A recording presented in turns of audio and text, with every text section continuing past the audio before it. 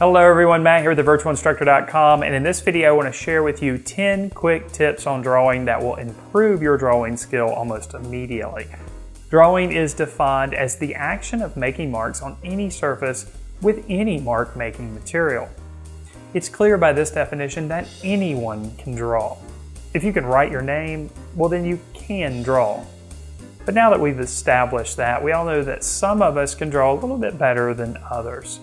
You see, becoming skilled at drawing requires several factors all coming together.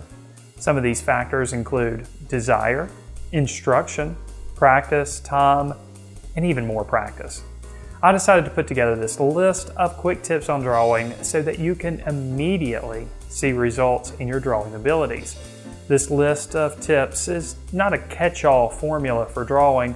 They're just purely some tips that I've picked up along the way that have helped me out in my own drawings. So let's get right into it.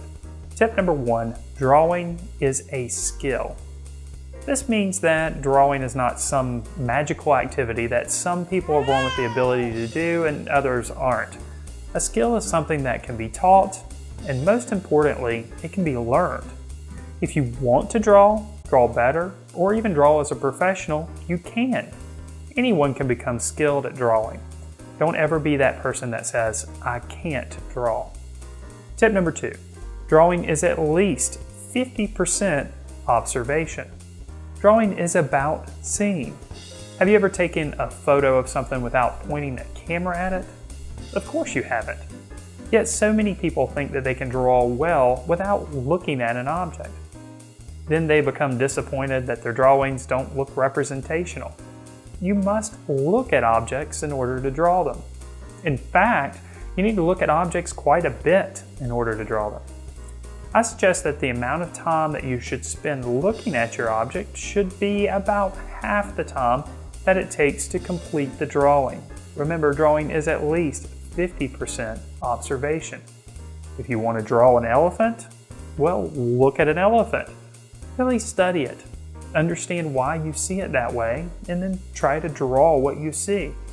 Everyone knows that one way to cheat on the test is to look at someone else's paper. Now, I'm not condoning cheating. Cheating is wrong and bad. But when you draw, it's like legal cheating. You can look at your object as much as you want. The answers are there. Just put them on the paper. All right, tip number 3, use resources. This tip is related to the last tip.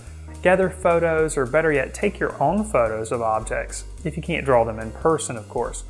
Some people may get upset that I'm suggesting you draw from photos, but it's simply not possible to draw everything from life. So when you can't be in the African savannah to draw that lion, use a photo or 3. All right, moving on now, let's take a look at tip number 4. Look for basic shapes.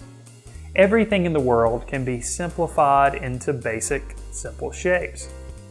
When you're studying that object, when you're really looking at it, try to pick out the basic, simplified shapes that make up the overall shape. Usually these shapes are pretty easy to draw. Draw the shapes first and then concentrate on the contours or the outlines. This tip will not only help you in your accuracy, but it will also increase your speed as well. Tip number 5. Good drawings have a full range of value. Value is the darkness or lightness of a color. So value is all about light. We can't see without light, therefore we see things because of value. It's not about color, although color is important too. Make a value scale and then use it. Make sure that your drawing has a full range of value. In other words, check with your value scale and make sure all of the values have been used in your drawing. You can define the light source through your use of value as well. Tip number 6, use line quality. Line quality is the thickness or thinness of a line. If your drawing is a line drawing, then you need to consider line quality. Draw your lines thicker in some areas and thinner in other areas. This will add interest to your drawing as well as variety. Tip number 7, stay consistent with your style. Make sure that you start and finish your drawings with the same style. If you start your drawing loose and gestural, keep it that way. If your drawing begins tight and precise, finish it that way. Make sure the drawing looks like the same artist drew everything on the drawing surface. This will ensure that your drawing is unified and harmonious. Tip number 8, know your medium. Make sure that you understand the correct way to use the medium that you're using for your drawing. It's of course fun to experiment, but knowing and understanding your limitations with the medium goes a long way in being successful in your drawings. Tip number 9, loosen up a little. Drawing doesn't have to be stiff. In fact, it probably shouldn't be. For example, when you're trying to define the contour of an object, draw several light lines instead of one precise line. You have a better chance of finding the right line when you draw several of them. Just like you have a better chance of winning the lottery if you buy several lottery tickets. Of course, that's not scientifically accurate, but I think you get what I'm trying to say. Also, try holding the pencil differently than you normally would hold it when you write. Draw with your shoulder instead of your wrist by moving your whole arm when you make a mark. Tip number 10, practice, practice, practice, and then practice some more. This is perhaps the best tip that I'm giving to you. You must practice. This is true of developing any skill. Keep a sketchbook and draw literally everything that you see. Draw every day. When you can't draw, look at objects and imagine how you would draw them if you were to draw them.